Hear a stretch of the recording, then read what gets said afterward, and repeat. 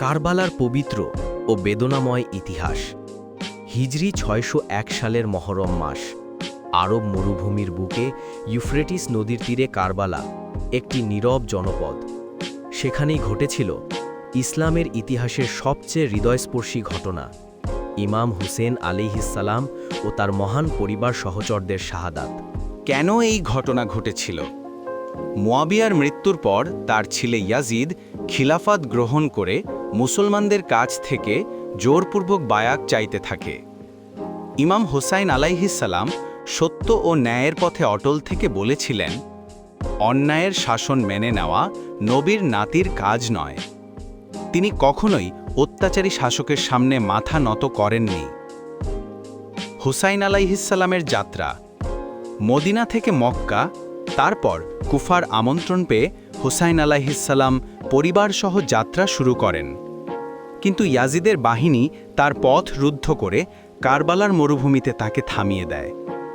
সেখানে তাকে ও তার পরিবারকে পানি থেকে বঞ্চিত করা হয়, ঘেরাও করে রাখা হয়, গরম মরুভূমিতে অসহ্য কষ্ট দেওয়া হয়। মরুভূমি, কারবালার যুদ্ধ। ১০ মহরম। ১০ মহরম, আশুরার দিন। হুসাইন আলাইহিসসালামের ছোট্ট ৭২ জন সঙ্গী একদিকে আর ইয়াজিদের বিশাল বাহিনী অন্যদিকে। সংখ্যায় কম হলেও সত্য ও ঈমানের শক্তিতে তারা দুর্বল ছিলেন না। যুদ্ধ শুরুর আগে ইমাম হুসাইন আলাইহিসসালাম শেষবারের মতো ইয়াজিদের সৈন্যদের ন্যায় ও সত্যের দিকে আহ্বান করেন, কিন্তু তারা অন্ধ অত্যাচারের পথে অটল ছিল। একে একে শহীদ হুসাইন আলাইহিসসালামের সঙ্গীরা, ভ্রাতা সন্তান, আত্মীয় স্বজন, এমনকি তার অল্প বয়সী ছেলেরা সত্যের পক্ষে একে একে শহীদের মুকুট করেন। হায় আলী আসগরের তৃষ্ণার মৃত্যু। কারবালার সবচেয়ে বেদনাময় দৃশ্য, হুসাইন আলাইহিসসালামের ৬ মাস বয়সী শিশু আলী আসগর পানির জন্য কাঁদছিল। হুসাইন আলাইহিসসালাম তাকে সামনে তুলে ধরে পানি চাইলে অত্যাচারীরা তীর নিক্ষেপ করে তাকে শহীদ করে দেয়। ইমাম হুসাইন আলাইহিসসালামের শাহাদাত। অবশেষে একা হয়ে পড়ে হুসাইন আলাইহিসসালাম।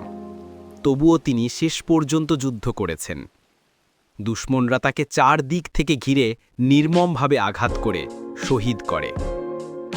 তার মাথা শরীর থেকে আলাদা করে ফেলা হয়, কিন্তু তার রক্তে লেখা হয়ে যায়, সত্যের জন্য ত্যাগ কখনো বৃথা যায় না। কারবালার শিক্ষা।